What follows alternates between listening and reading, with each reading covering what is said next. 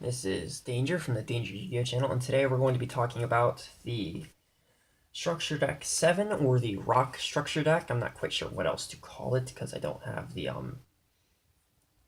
dueling guide with me up front. I might have it in my collection box beside me. Give me a quick second to look. Let's see, Spellcaster's Judgment, Figure of the Deep, Doesn't look like I have it right offhand. I probably do have a copy of it. I'm just not sure where it is. Let's see. Machine Revolt, Blue Eyes. Actually, I do. It's called Invincible Fortress. Sweet, I did have a copy of this. Yay for not looking for production. So, I guess I have everything but the box then. So I have a copy of the rulebook, I have a copy of the mat, and the dueling guide, which is really cool. It comes with the deck list for everything in order, unlike with Konami, which has everything out of order and shuffled up, which is really good, I guess. Comes with some tips on how to play the deck, and some different things you can power it up with, like Shadow of Infinity gave you Damage Condenser, Cybernetic Revolution gave you the Spiritual Earthheart stuff, Lost Millennium gave you a bunch of new rock support, Dark Wings 2 gives you some cool rock support like Royal Decree to keep down on traps, because there isn't a lot of traps in the deck, as you can see. It even comes with quite a few things you can actually take out. But it also comes with things like Muka Muka, Magical Thorn, Morphing Jar, which is a really good card I wish they'd included in the deck. But that's cool. So I have two opened copies here. I guess this came out of my mom's collection, and what she did is she'd open up one copy of the deck every time she got it to mark down all the individual cards for her collection, because she was a collector and not really a player. And I guess what happened is she forgot that she had a copy of this deck already, and we have two open copies here. So I'm going to put this one up to the side here, and I'm going to show you guys what's in this. Now, this is pre-shuffled, so we have a copy of Exod, Master of the Guard, which I guess was supposed to be your boss monster. I tried playing this deck back in the day. I bought my own copy, and I couldn't really get it to do anything more than just sit there and stall until I died. It was pretty sad. Then we had Guardian Sphinx, which was one of the better cards out of the deck. The 2400 defense was really good, and anytime we get flip face up by a flip summon, it was amazing. So there. Oh, Giant Trinade all your monsters? I wish we had a card like a spell or a trap that did that today, other than just compulsory evacuation device.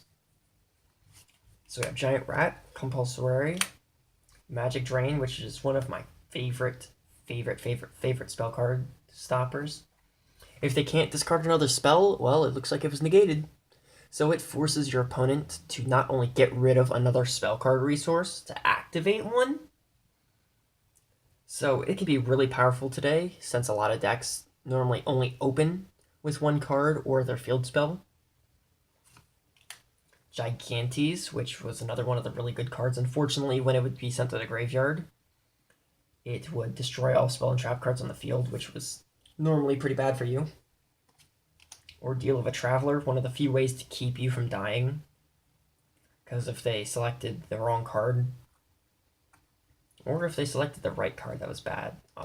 It was really bad if you only had like two cards in your hand, and especially back then, sleeves were a little harder to come by. Like, you'd be able to pick this up at your local, like, up here, Giant Eagle, or down in Florida where we played, you'd be able to pick it up at like Winn-Dixie or your local hobby shop, and they normally would not have sleeves. You had to special order sleeves or go to an actual card and gaming shop. Because hobby shops back then were more towards model railroading stuff and actual vehicle models. They weren't really into card games just yet. If you were lucky enough to find Yu-Gi-Oh cards there, you were almost guaranteed to not find sleeves. So it would get really bad if your cards were damaged, especially if you had some sort of damage on the back. And if they chose that, they'd know exactly what it was, so it would be impossible to hide it.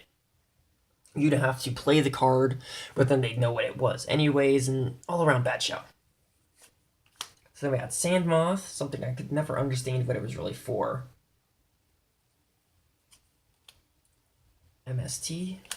Wabakos, which version is this? You take no battle damage this turn, your monsters cannot be destroyed as a result of battle this turn. So this is one of the later printings. I have an original printing from the starter deck Yugi. It said, your monsters are not destroyed and you take no damage this turn.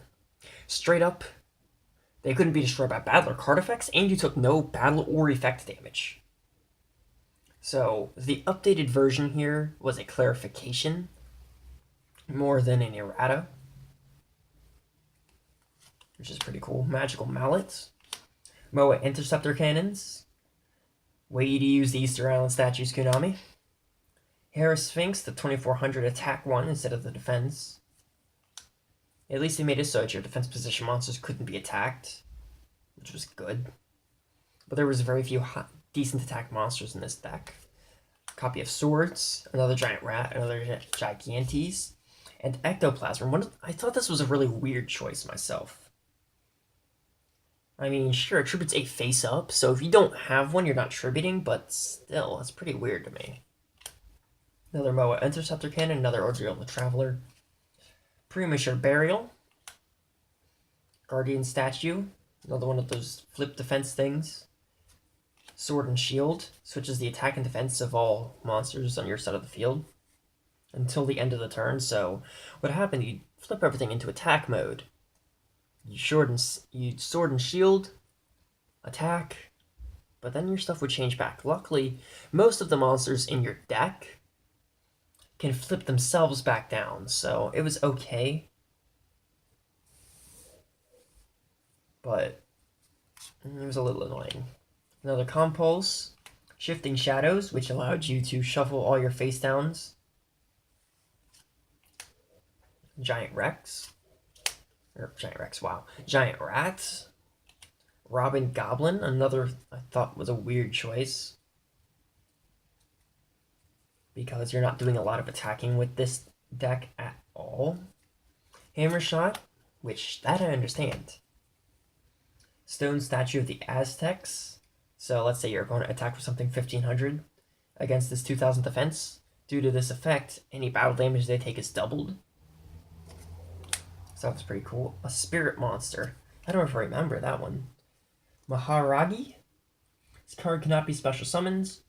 This card returns to the owner's hand during the end phase of the turn it was normal summons or flipped face up.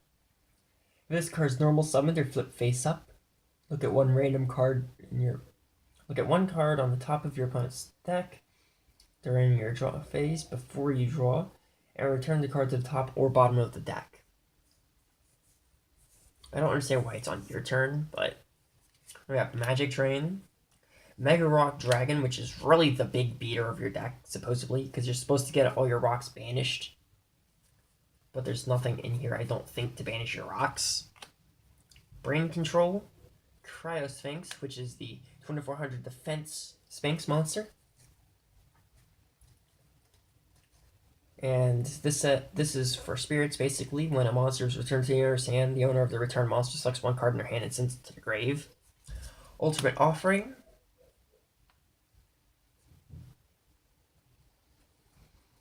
Which was pretty cool. This is, again, an update to an original one from the starter deck Pegasus, which allowed either player to.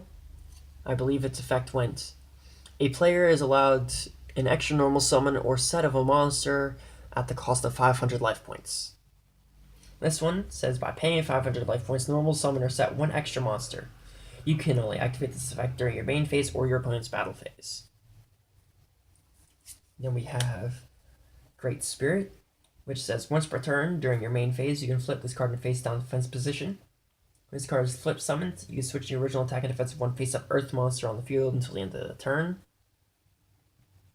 Which was okay. It's a hint towards Native American culture. As you can tell, it's got the chieftain headband there, some Aztec artwork on it. It was definitely interesting, but I had a Native American friend back in school who took offense to the card, so I neglected to play it. Plus, it was pretty bad anyways. So I didn't run this deck for very long myself. Then we have Medusa Worm, Canyon, which looks remarkably like the card that Chumley drew in Yu-Gi-Oh! GX, but I believe he drew one of the Necro Valley continuous spells. I'm not sure. It looks a lot like it, though. I believe it was actually called Canyon as well. And all this does is if a rock-type monster in defense position is attacked, double any battle damage. It gives no real help to your monsters. It was a really bad field spell. We have Reckless Greed, Golem Sentry, and another copy of Sword and Shield. So I have 2 opened copies of this deck. As you can tell, I also have 1 copy of the Dueling Guide. I probably have more somewhere else, I'm not sure. But I am selling both of these decks for $10 a piece. So if you're interested, please let me know. And I will ship it out to you as soon as possible. Note, I only have 2 copies of this deck. I do not have any extra copies of most of the cards in this, so I will be unable to build a copy of this deck for anyone. But I do have 2 copies here. So if anyone's interested, just let me know and we'll talk about it. Get your contact information and I'll ship it out as soon as possible. Now this is the Danger Yu-Gi-Oh! Channel. Remember to like, comment, and subscribe. We do daily upload videos. I'm Danger, and this is the Danger Yu-Gi-Oh! Channel, signing off.